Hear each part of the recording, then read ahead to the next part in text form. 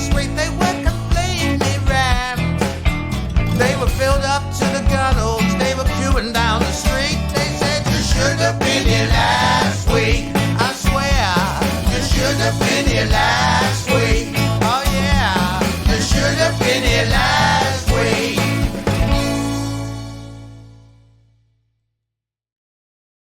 Hello and welcome to this new edition of our podcast, You Should Have Been Here Last Week. The comedy podcast looking at the comedy industry and the workings thereof, presented by myself, Steve Gribbin, and fellow comedian Paul Ricketts. Hello. Hello. Now, this week we shall be looking at one of the, well, it's a very common thing. Perhaps it shouldn't be, but it is the dreaded barring clause. Yeah. Do not do this gig. Do not. Yeah, there's two parts to this as well. It's sometimes you get promoters doing the barring clause, and sometimes you have other comedians telling you, a fellow comedian, don't do that gig. And I think we should start with promoters. A good example of your typical barring clause would be you got a gig with a promoter in a certain town or city, and they don't get on with another promoter in the same town and city, and they say, well, if you do this gig, you can't do that other gig, which of course you could do and have a nice double up, get twice the money and be a much happier individual because you'll have money in your bank. But no, they say, oh, you can only do mine, you can't do the other. Yeah, I mean, there's a postcode normally involved, isn't there? Yeah. Sometimes the most famous barring clause in a comedy store is something like, isn't it down to hundreds of yards now? It used to be within half a mile, but now I think it's down to 500 yards. Yeah. I mean, I'm going to come across as a devil's advocate now, but there is a certain case to be made if a comedy club is on top of each other. I'll give you an example. In Ellesmere Port, which I just did at the weekend, Manford's Comedy Club, somebody opened a comedy club less than a mile down the road on the same day and then completely undercut them by charging a lot less money. And it had a massive impact on their club night. In fact, their numbers just fell through the floor. So I think I can understand why promoters would do that. Would not do the initial thing, but why the promoter would be angry about someone else. I mean, it's happened to Karen Bailey at the Comedy Station. Someone deliberately opened it, and it was less than half a mile away on the same night. I mean, why do that? I don't understand that. Yeah, that I can understand, and probably I have no problem with that as well, because, it's silly. Both parties are sort of cutting their own throats in a way, especially if you could pick another night. Why not pick another night? Well, probably because the upstart promoter probably realises, this is probably the best night for comedy. Yeah, he's getting loads in. Yeah, he's getting loads in. Therefore, I'm going to do it myself. Incidentally, by the way, there's a promoter, and actually I'm not being protected of him, whose name I've forgotten, but used to run gigs in the Far East, and you couldn't gig on the same continent. So if you did a gig for his rival promoter, and genuinely I can't remember his name, but that was it. You'd never gig for him again. But people did, say, well, you can't, come on, from Jakarta to Japan, you can't have a whole subcontinent, this. Yeah, what about Saigon? No. You're dead to me. You're dead. Yeah. I heard you in Phnom Penh. That's it. It's over. Phnom Penh, whose postcode is Phnom 35. Yeah, at the Pol Pot Club. He died. He died at the Pol Pot Club. Everybody did. He said he used to be a teacher. They killed him. I mean, it's a hard one because, I mean, in a way, I feel like we should have a promoter on to argue the case. But, we haven't got one. No, but I think we've done that. I mean, yes, there's certain circumstances you think, fair enough. I could give you many examples of this. I mean, one is Hot Water. When they started, the opposition was trying to throttle them at birth. And I was one of the comics that said, yeah, I'd gig for you. I don't care. I'll do it. And now that they're in a position of extreme strength themselves in the city of Liverpool, they've won the battle of Liverpool. Do they have barring clauses? No, they don't. Yeah. Well, I mean, in a big city, I think it's slightly different. I mean, we should sort of qualify that again. Like if it's in a rural area or quite a small town, very small town, then, so if somebody opened up a gig in Tadcaster, that is pretty small. But if someone opened up another gig just down the road, I don't know. Well, I have recently had an incident where a certain promoter made a pronouncement on Facebook that nobody should do a gig in a certain town in Hampshire. And if they did, that they would not get any bookings from him. And so I ended up going on to one of the comedy forums, the Facebook ones, and said, well, I want to book a particular act, a particular promoter to explain to me why I shouldn't do another gig in this town. And I was prepared to pay him £100, no, £99.99 to do it. And I also said I might put him on the podcast so there'd be good exposure. So he had personal messages with him. In the end, he couldn't give me any good reason. He said, "Well, I can't explain it to you." And I said, "Well, why not? You're asking me not to do gigs in this town for this promoter. You can't give me a good reason." He said, "Well, it's financial." And I said, "Well, it can't be that bad. Otherwise, you would have gone to authorities about it. So, and you can't give me any detail at all." He went, "No." And in the end, I went, "Well, look, I'm going to ignore your ban because, you can't be the king of this particular town." I actually checked how many people lived in it. It was 80,000. I think it could just about have 2 comedy clubs in it. I think it can take it. So basically, it's that thing of there's a sort of you could argue it's restraint. Is that the legal term? Yes, restraint of trade. Yeah, and I did put this argument to him. The weird thing is, here's me, dyed-in-the-wool socialist, giving lessons on free market economics to a man who's actually quite known for his rightward political stance, even though he's so far right, of course, that he says, of course I'm not on the right. That's what most people who are really on the far right say. I don't talk politics, I just talk common sense. Oh, yeah, okay then. But with a capital C. Yeah. And he didn't get it. He just said, well, it's a choice. You have the choice to not do my gigs or you have the choice to do what I say or not. And I said, well, that's not free market economics, is it? That's not, that's trying to rig the market. Yeah, I agree. It seems sometimes, though, that clubs, I mean, we could talk about the big clubs back in the day, like Jongleurs used to do that as well, didn't they? You couldn't work for anybody else. Well, what they used to do is if they paid a hotel, which I can fully understand, that still does go on. So if you're working for certain people in Manchester, you can't then, although acts, you know what acts are like, they're cheeky as fuck, they'll try and get away with it. Yeah. Not realizing that it's all on the internet. So anyone can just type it in and go, oh yeah, I see that. Oh yeah, we're paying for their hotel, yet they're gigging for them as well as. So I can understand them getting angry about that, but then they can't.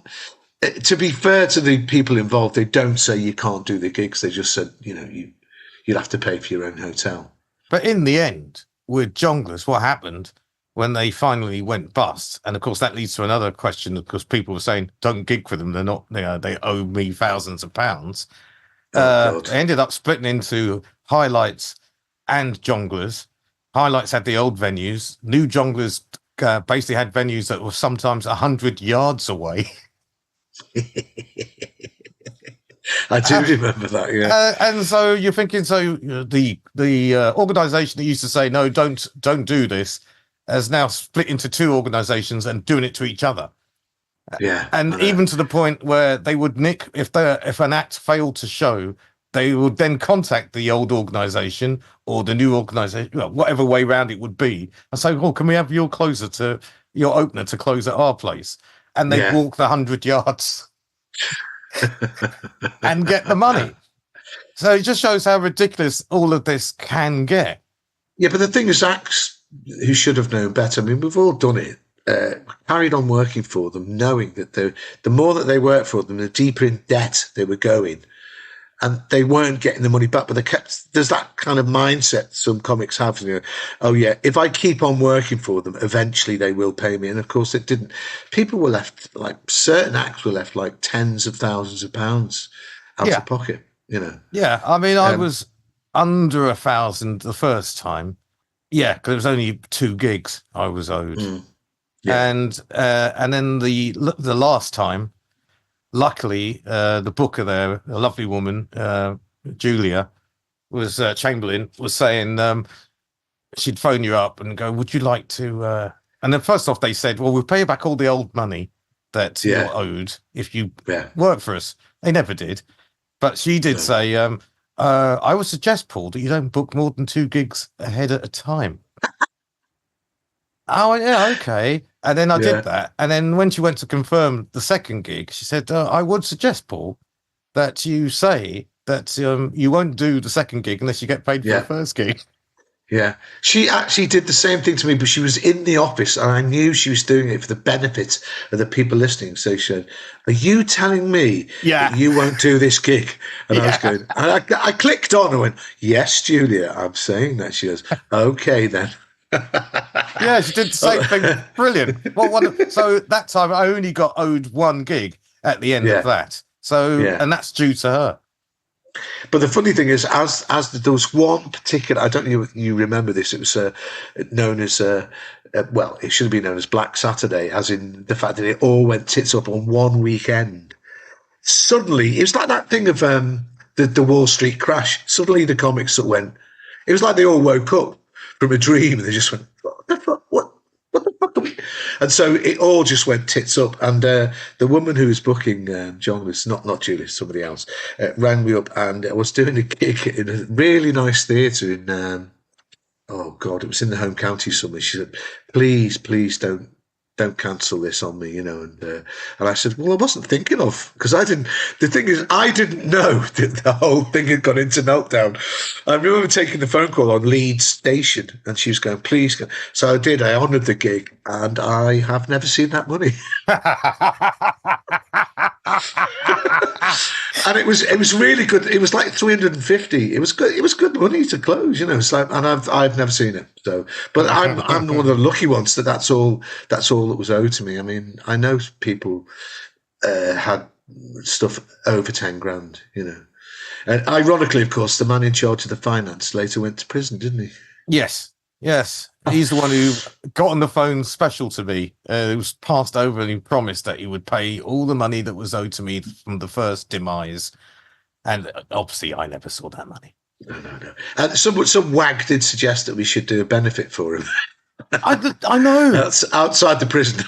That's so weird that when it went down the first time, someone did suggest a benefit to keep the club going. And I'm thinking, what? You're going to have comics who are owed thousands performing for no money to give them the money? No, it's mad, isn't it? It is mad.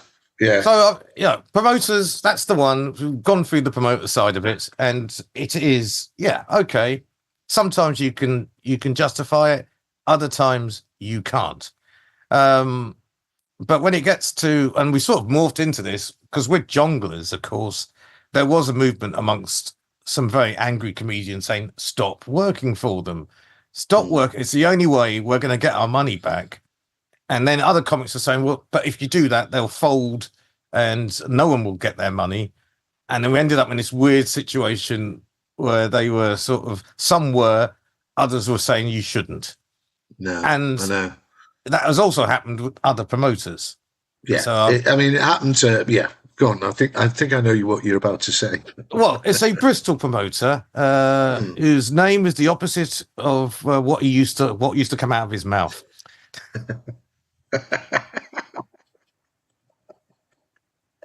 Yeah, you don't say any more for the purposes of libel. Yeah. Yeah. But he was famous. I mean, yeah, I do remember that night that you and I both did the gig, and he went home with a migraine. And when he'd gone, we went up to the bar, didn't we? And I said to the woman behind the bar, "Can I have my money?" She got into it. She gave me my money, and you got yours, and we just pissed off, didn't we? He was livid. Then to be rung by his partner in business and said, "Could you pay the money back? And then he'll pay you in due course." Do you remember that? And I said, "No, that. the money belongs to me now. You know, what am I supposed to do?" It's just, oh God. Yes, I do remember that night. Yeah, but also don't forget there's another promoter as well. Well, no, I haven't finished with go on. with this man. Lots of comics were saying, "Don't gig for him, don't gig for him." And I remember the last time, just before it got really out of hand, I was walking up the staircase and all the pictures of all the comics, some famous comics that had graced that room. And I said to the co-promoter, who I did like, and I still like to this day. And he's a nice chap, yes. Yeah, and I said to him, I said, well, that's quite an impressive list of all the people that you owe money to. Because it's not the walk of fame, it's the walk of debt. That's what you have. And then he came up with this silly idea, because they owed me money. But what happened was the main promoter had no idea. He got rid of the list, so he wouldn't even know how much money he owed people. And so the co-promoter said, "Look, I feel really ashamed about the fact we're not paying people." And I said, "Well, you've got to find a way of getting the money to people." He came up with this stupid idea of paying me extra, because the promoter said, "Look, I'll try and pay people who continue to work for me. I'll pay off their debts by giving them extra on every gig."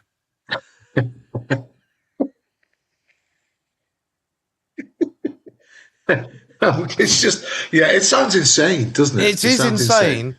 And the co-promoter said, "Well, look, he doesn't know how much he owes you, so we'll quickly pay off how much you're owed, and then I'll keep on paying you extra. And then can you please funnel it to the comics that are owed, so that he doesn't know that I'm secretly paying off the people who are owed." And I actually did this, and I paid off about 3 acts until I realized, this is, what am I getting myself into here? It's a really ridiculous. I'm secretly paying people on behalf of a promoter who doesn't want to pay them. Yeah. So I love the fact that you got rid of the list, right? The main guy. But he must have known. It's like la la la. It's like fingers in his ears. La la la la la la. And then he obviously did know. Yeah. And, he's no longer with us, promoter wise. No. My last gig with him, he ended up having to book such terrible acts because so few acts were prepared to go down there. And so I was headlining this, because I ended up being the best act on the bill by some margin. And it was just the middle act died because he didn't have the ability to do this nightclub. And I said to him, "Look, you shouldn't have booked this bloke." He goes, "Well, you comics, you just, all you think about is yourselves anyway. Anyway, it'll make you look better." You vain comic. Yeah, I just thought, I don't know if I want to work for you anymore. I don't know, something about you. I've got off you. What is it? But one of the best gigs I ever did, and this is not just saying this because it was, but I did a benefit in Sheffield, for which I was being paid for the Socialist Workers' Party in Christmas, and they said that we haven't got the money to pay, at the moment, and I sort of didn't throw a hissy fit, but I was broke, and I said, "Well, I haven't, I've come across from Sheffield, so I'm going somewhere else. I've got no money." And they actually went to the cash point and got me the money. They marched out and they paid me whatever the money was, then and there. Yeah. which I find highly admirable. Yes, I think that's what you should do. Yeah. We will mention quickly another promoter in the Midlands type North area who, lots of people were talking about him. And this is a classic. So I had loads of gigs with him 2 years ago. And then someone had a massive spat on Facebook with them and I was reading it on the train on the way up to the gig, thinking, oh, for Christ's sake. And that was another person who just was booking people, just not paying them. Yeah. And then people were working for him, especially as MCs, and suddenly find themselves thousands of pounds in debt. Again, that's, I suppose comics are optimists, I suppose. But no, I don't think they are. Well, all these situations when there is a group of comedians saying we're not going to work for this bloke anymore or woman promoter, we're not going to work for them, and there's always going to be, there's so many comics in this country, there's always some that'll be happy to take that step up or finally get into a venue they've always wanted to get into and fulfill their dream of being a road comic. When it comes down to it all, with all barring clauses, the ones done by the promoters are more effective than the ones done by comedians. Well, yeah, because, they have the power, as in, comedians don't have the power to book each other. Yeah. As a promoter has the power to book you or not, And the most important thing, comedians have no sense of camaraderie or what's the word I'm looking for? It's a socialist word. They don't feel... solidarity, you were looking for. Solidarity. Solidarity. Yeah. Because we're all individuals, individual traders trying to make a buck. Yeah. In the words of The Life of Brian, we're all individuals. I'm not. The thing is, but it can work, though, because in the case of the latter person I've just been talking about, it's virtually, stopped him booking gigs altogether because eventually the penny did drop. And he's not getting that many people working for him, Have you ever broken a barring clause? I mean, I've just said I have. I'll tell you, when the internet first came in, I used to be assigned to an agency called Off the Curb, and I was forbidden on pain of death for working for Avalon. That was a barring clause in that thing.